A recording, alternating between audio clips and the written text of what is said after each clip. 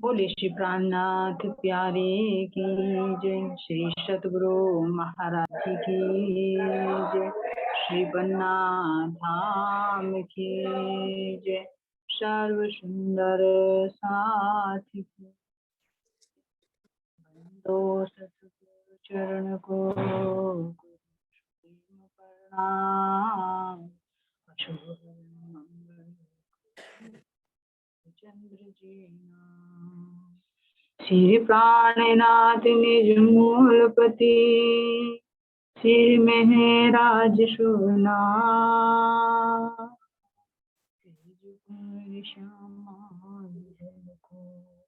पल पल करो प्रणाम। श्री प्राणनाथ तुम सत्य हो, तुमसे चलत जान मैं अधीन करनी बाहरे खेला बाहरे खेला। बोले श्री प्राणनाथ प्यारे की जय। श्री सतगुरु महाराज जी की सर्व सुंदर साथ सभी सुंदर साथ के धाम मेरे दिल में विराजमान राज्य महाराज जी के चरणों में प्रणाम। आवाज ना थोड़ी बीच बीच में ना कट रही है।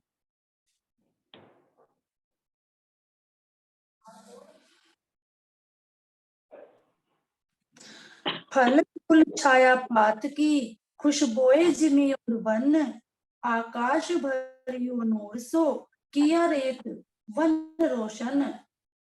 यहाँ पर फल फूल एवं पत्तों से सघन छाया बनी हुई है, जिनसे वन की भूमि भी सुगंधित हुई है।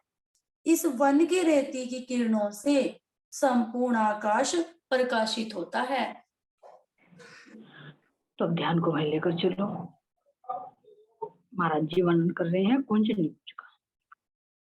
तो कुंज निकुंज में जो वृक्ष आए हैं और उन वृक्षों की जो शीतल छाया जिसको सघन कह रहे हैं, तो उस शीतल छाया का अनुभव करा रहे हैं। और उस जिमी की जो रेती है, जो उज्जवल रेती है, वो किस तरह से जगमगा रही है, मानो पूरा जो चंद्रमा है उसके अंदर शीतलता का वो प्रकाश।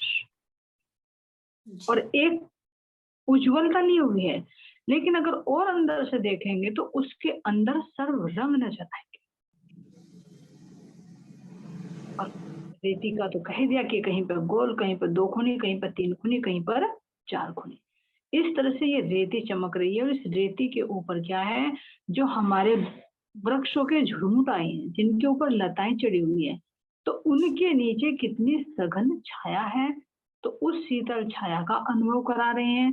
और रेती के नीचे से निकलने वाला वो प्रकाश जो उस सारे को प्रकाशित कर रहा है। तो जहां पर ऊपर वृक्षों की छाया है उनके अंदर से भी नूर निकल रहा है, जो नीचे रेती है उसके अंदर से भी नूर निकल रहा है। तो अब ये देखिए, अगर ये कहे कि एक कक्ष की भांति बन गया है वृक्षों से, लताओं से, तो उसमें अंधकार कहाँ रहे, क्योंकि एक एक पत्ते के अंदर से अनंत प्रकार का प्रकाश निकल रहा है। और नीचे झिलमिलाती हुई वो उज्जवल रेती है, जो कह रहे हैं कि जहां पर वृक्ष नहीं है वहां पर वो आकाश में व्याप्त। और जहां पर वृक्ष है वहां पर वृक्षों का प्रकाश रेती से टकराता है, रेती का प्रकाश वृक्षों से टकराता है। तो ऐसी सुंदर शोभा, ऐसी दीप्यमान यहाँ पर नूर ही नूर प्रसारित हो। आवाज नहीं आ रही जी बिल्कुल भी मुझे आपकी। एक मेरे भात की अनेक मेरे कई भात के सोए कहूं क्यों कर, नाम भी अनेक मेवन के और स्वाद भी अनेक पर। यहाँ पर विभिन्न प्रकार के मेवे हैं, उनके विषयों में क्या कहा जाए।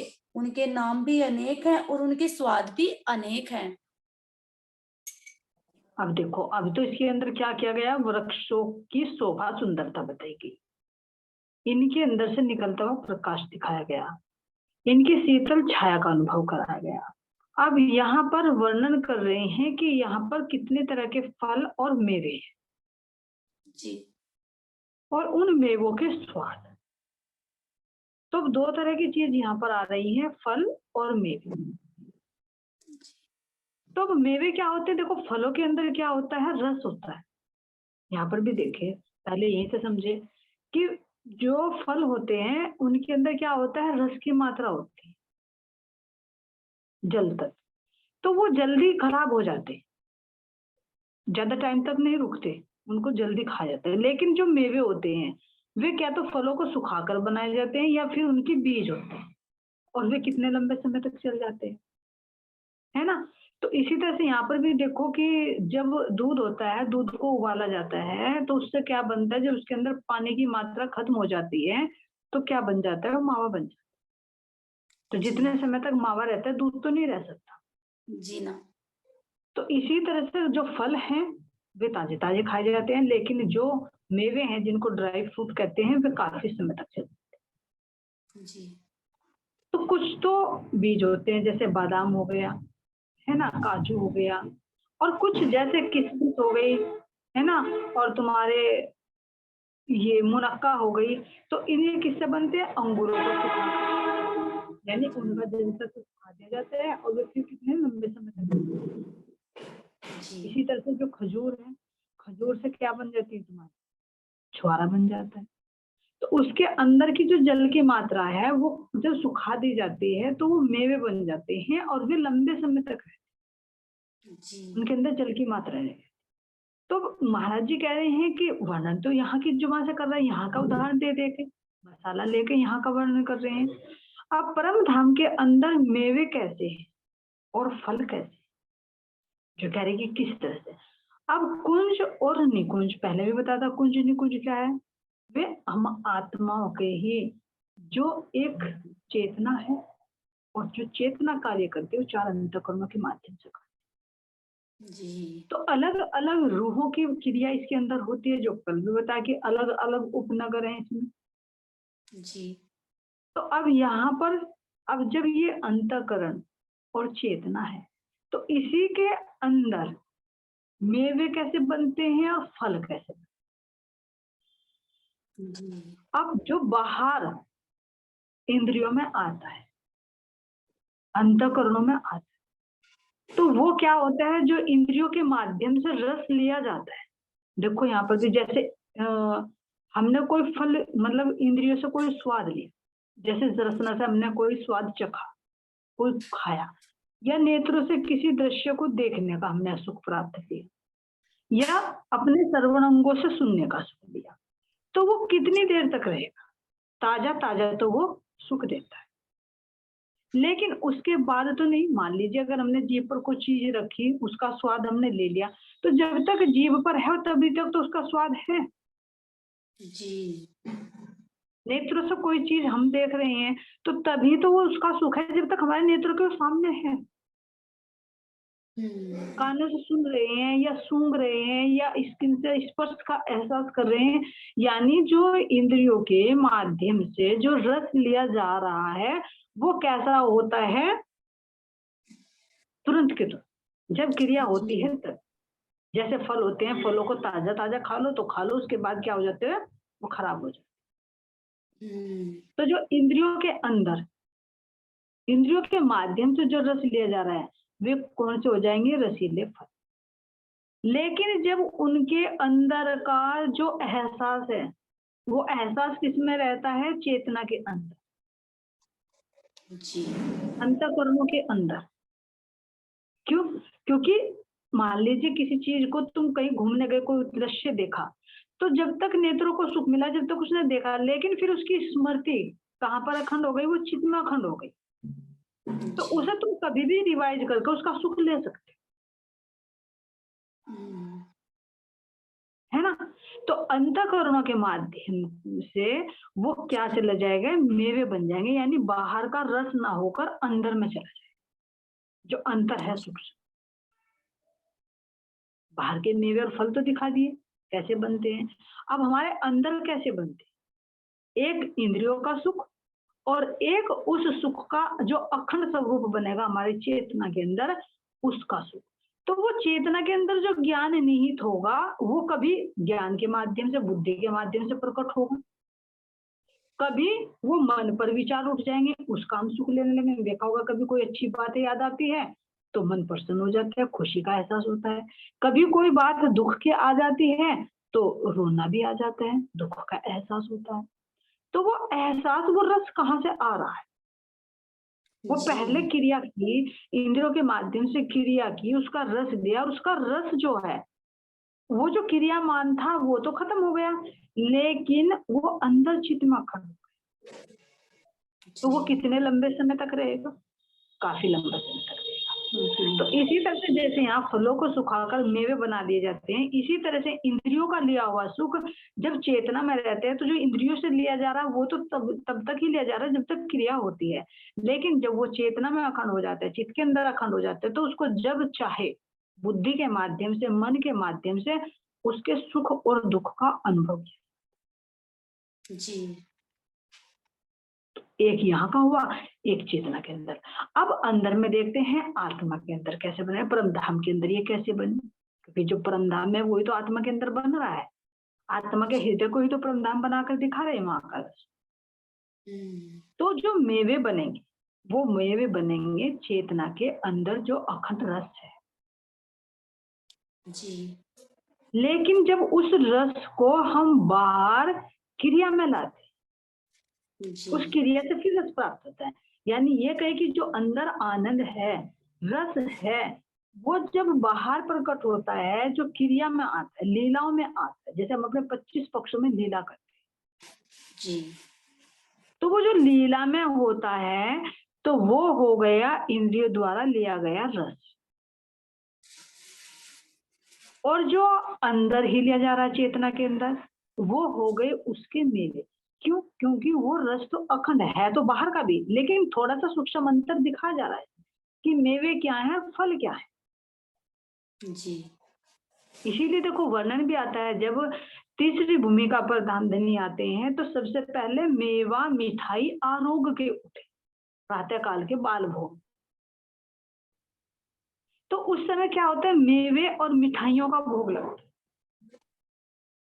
लेकिन अब दोपहर को राजभोग है, लेकिन संध्या के समय देखते हैं तो फलों का भोग लगता है जो हम वनों से लेकर। जी तो उसका क्या मतलब है, भोग का क्या मतलब है? यानी वो कौन सा रस है जो धामधनी ले रही है? कोई यहाँ का ऐसा भोग तो नहीं है। जैसे वो कहे कि चेतना का क्या भोग है, क्या चेतना यहाँ के अन्न को खाती है? यहाँ का अन्न तो शरीर खाता है, मुंह खाता है ये, लेकिन चेतना उसका एहसास करती है, शरीर चलायमान होता है उससे। तो परम जी धाम के अंदर कौन सा आरोगना है, कौन सा भोग है? यानी इश्क लेना और इश्क देना। और वो किससे होता है? लीला। जी तो जब हम अपनी पांचवी भूमिका से उठकर तीसरी भूमिका पर आते हैं, तो वो अंदर का चेतना का ही तो रस है जो बाहर इंद्रियों पर नहीं आता, एक रूप होकर वो रस लिया था। तो वहां आकर उसी की तो लीलाएं दोहराई जाती है, उसी की तो जी बातें हो, तो उसी का रस लिया जा रहा है। फिर जब हम संध्या के समय वनों से जाते हैं तो वनों में हमने क्या क्या लीलाएं की, उस रस को जो लेकर गए तो उसे क्या गए, वो फलों का भोग हो जाएगा। तो बाहर वनों में हमने क्या किया, अपनी इंद्रियों से रस लिया, तो वो क्यों न गए, रसीले फल। जी लेकिन अब रात्रि में देखते हैं तो एक रूप होते हैं जिसको कहा गया घनीभूत। उसमें क्या है, एक रूपता का रस है, यानी बाहर का रस नहीं है, अंदर का रस। जिसको कहे, अपनी वाणी की भाषा से कहे कि एक हकीकत और एक मार्ग। जी तो इसीलिए जो रंग महल है उसकी चांदनी पर भी मेवे हैं, फल भी है, मेवे भी है। बाहर वनों में आए, जैसे अभी कुंज निकुंज बता रहे हैं, हमारे 7 वनों में भी आए हैं, फल भी हैं, मेवे भी हैं। तो उसके अंदर, उसका घनीभूत के अंदर जो द्रवीभूत रस है वो निहित है, लेकिन क्रियाशील नहीं। जी और जो बाहर आएंगे हकीकत में, हकीकत के अंदर वो मार्फत भी छिपा हुआ, दोनों अरस परस है। लेकिन क्रिया किसकी हो रही है? धामधनी हमें दोनों का अनुभव करा रहे। जी तो अंदर चेतना के जो रस होता है, जो क्रिया होती है, वो बनते हैं मेवे। लेकिन अंदर चेतना के अंदर वो रस है, जब वो वही रस बाहर इंद्रियों में आता है, इंद्रियों के माध्यम से लीला होती है पक्षों में, तो वो जो रस लिया जाता है इंद्रियों के माध्यम से, वो हो जाते हैं रसीले फल। जी तो यहाँ पर कह रहे हैं कि अनंत तरह के मेवे और मेवे और फल है। अब मेवे हैं और फल हैं, तो कुछ रसीले फल हैं, कुछ रसीले फलों को सुखाकर उनके मेवे बनाए गए, या किसी किसी का बीज होता है, जैसे बादाम हो गया, जी उसके अंदर जल तत्व तो नहीं है, लेकिन कितना भरपूर है वो, हर गुण उसके अंदर। जी तो जो बीज होता है जिस चीज का, उसके अंदर तो पूरा वृक्ष होता है, उसके अंदर तो पूरा फल होता है। जैसे राजी महाराज जी की जो चेतना है, उसके अंदर ही तो सब कुछ है, वही तो बाहर विस्तृत हो रहा है, चाहे वो फलों के रूप में हो रहा है, चाहे वो मेवों के रूप में हो रहा है, चाहे वो जल थल के रूप में हो रहा है, पशु पक्षियों के रूप में हो रहा है तो उसी चेतना का विस्तार। जी तो उसका हम अनुभव कर सकते हैं कि किस तरह से मेवे और किस तरह से फल यहाँ पर बन रहे हैं, और फिर इनका कह रहे हैं कि इनके अंदर सब तरह का स्वाद भी है, रंग भी है, खुशबू। क्योंकि जब अद्वैत है, तो अद्वैत के अंदर ये नहीं हो सकता कि एक ही है तो एक के अंदर एक ही स्वाद होगा। अब पीछे जब वनों का किया तो महाराज जी ने वर्णन आया था उसमें कि एक ही वृक्ष से तुम सब तरह के फल ले सकते हो, जी एक ही वृक्ष को तुम सब रंगों में देख सकते हो, जी और एक ही फल में तुम सब फलों का स्वाद भी ले सकते हो, क्योंकि अद्वैत है।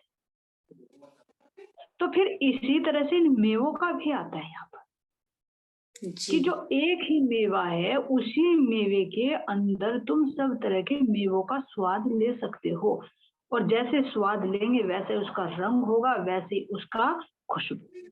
तो एक के माध्यम से हम सबको ले सकते हैं, क्योंकि एक के अंदर सब है और सबके अंदर एक है। लेकिन अब धामधनी अलग अलग करके इसका वर्णन दे रहे हैं कि देखो इसका स्वाद क्या है, इसका स्वाद क्या है, इसका स्वाद क्या। वहां तो सब एक रूप था, मिला जुला था, उसके स्वाद का नहीं पता था। लेकिन अब धामधनी अपने तारतम्य ज्ञान के प्रकाश से हमें इन सब का अलग अलग स्वाद का अनुभव करा रहे हैं। जी जैसे कहे कि परम धाम के अंदर हमारे 8 सागर हैं, लेकिन हम 4 सागरों का रस लेते थे, और खेल के माध्यम से हमें धामधनी 4 सागरों का और अनुभव करा रहे हैं। तो मिलकर क्या हुए 8, 8 का तो हम सुख ले रहे हैं, और वहां पर भी हम 8 का सुख लेते, लेकिन पता नहीं था 4 का क्या करे, 8 में से किसी का भी नहीं पता था, बस उस रस में सरोबार थे। जी तो इसी तरह से इन मेवों के अंदर कह रहे हैं कि सब तरह का रंग है, सब तरह का स्वाद है, सब तरह की खुशबू।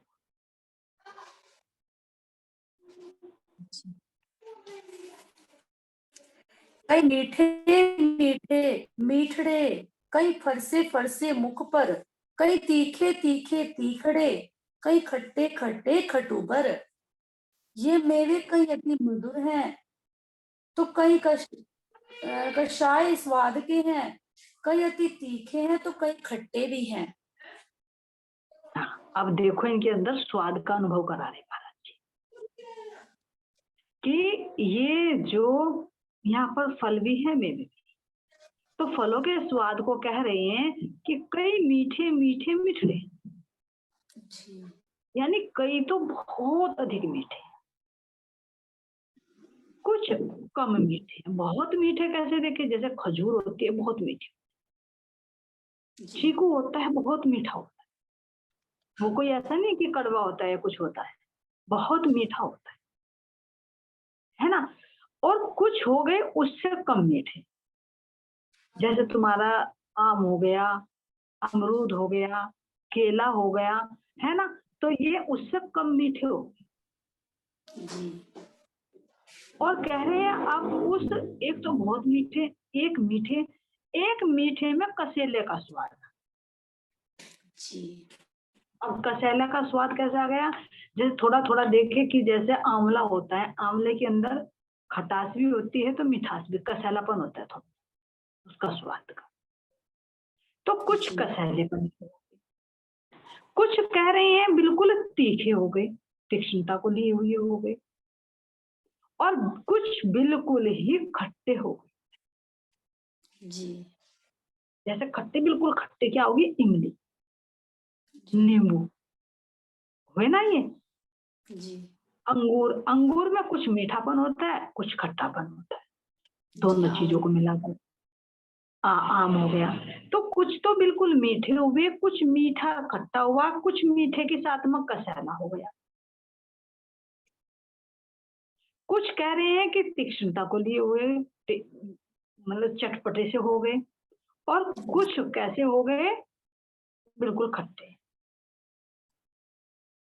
अब परम धाम में ये कैसे आए?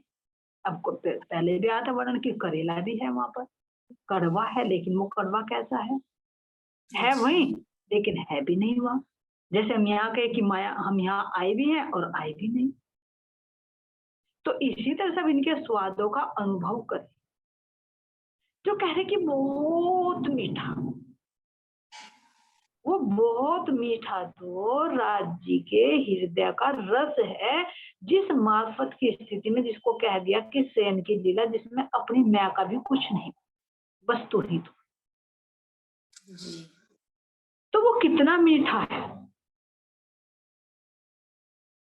मीठे मीठे, मीठी मीठी रसना, मीठे मीठे रसीले मेरे धाम देनी, है ना। तो मीठे से भी अति मीठा। फिर उसी चेतना से जब विस्तार होता है तो आनंद अंग में श्यामा जी प्रकट होती है, क्रिया बनती है। तो जो अद्वैत था वो है द्वैती, लेकिन अपने ही आनंद अंग को उसने प्रकटीकरण कर दिया, चेतना जी एक से दो बन के। तो वो मीठा तो है, लेकिन उस मीठे से कम मीठा हो। तो कम मीठा कैसे हो गया? जैसे अभी बताया कि तुम्हारा अमरूद हो गया, केला हो गया, उसमें कम मिठास हो। अब ये नहीं कह सकते, ये समझाने के लिए बताया जा रहा है, क्योंकि कैसे कैसे क्रिया हो रही। नहीं तो जो राज्य के अंदर वही श्यामा जी के अंदर अद्वैत है, लेकिन इस अद्वैत में भी वो लीला कैसे करते, कैसे इन स्वादों का हम अनुभव करते हैं। जी तो एक तो बहुत मीठा तो राज्य की चेतना के अंदर ही हुआ, जब सब एक रूप है, घनीभूत है, कोई द्वैत है ही नहीं। और जब वही चेतना अपने को विस्तृत करती है तो वे मीठे फल बनते, जो आनंद अंग श्यामा जी का प्रकटीकरण। जी फिर उससे और मीठे बाहर आ जाइए। भाई एक तो चेतना ही, चेतना में से वो संबंध में आए जो श्यामा जी का संबंध बना। फिर वो चित्त में आया, किसके? जो आनंद अंग श्यामा चित्त बनी। तो उस चित्त में जब आएगा तो उसमें थोड़ा सा कैसा आ जाएगा? उसी मीठे के साथ में कसेलापन आ जाएगा। क्यों? क्योंकि जब ही तो ये कहा कि दायम रबद होत है हादी रूहे हक, सब कोई कहता बड़ा है मेरा इश्क। जो एक होते हुए भी फिर भी कह रहे कि मेरा इश्क बड़ा, मेरा इश्क बड़ा, तो वो उस मिठास में थोड़ा सा कसेलेपन का ही तो अनुभव हो रहा था, जी लेकिन है ते मीठे में पता नहीं था।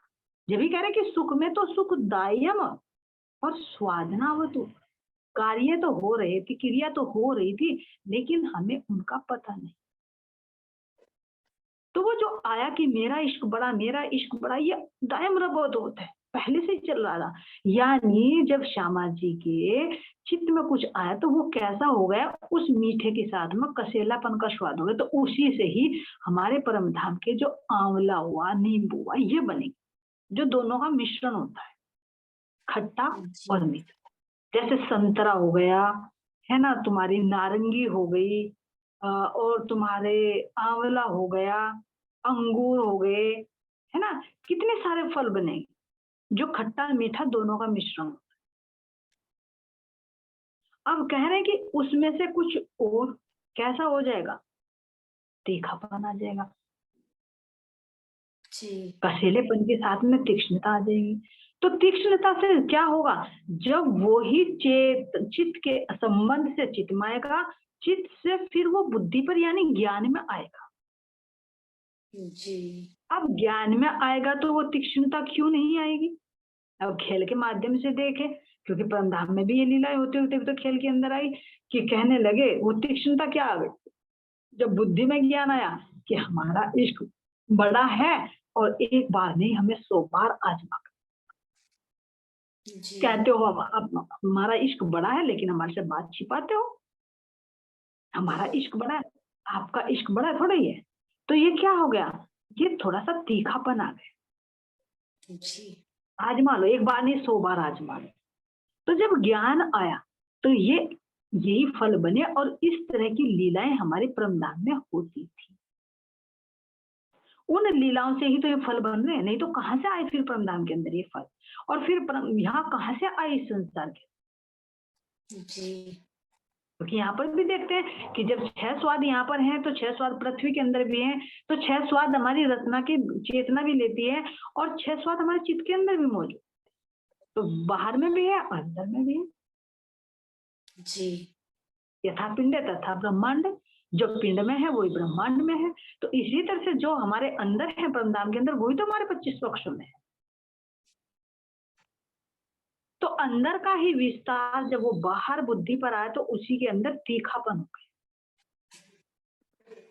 और जब मन पर आया, हम मन पर बैठ गए, तो क्या हो गया, जब राज्य महाराज जी ने उसी चेतना ने अपने सत अंग पर यानी मन का प्रकटीकरण किया, तो उसमें खट्टे का स्वाद आ गया, खटास पड़ गई संबंध में। क्योंकि जब अक्षर ब्रह्म को, जब मन को देखा तो तभी तो खटास पड़ी ना जी। कि दूसरा पुरुष कौन है। तो यहां से ये खट्टे का स्वाद शुरू होगा। अब मन के भी मन का जो विस्तार होगा तो उसमें ये कड़वापन और नमकीन आ जाए, क्योंकि 6 स्वाद है, खट्टा, मीठा, कड़वा, कसैला, नमकीन।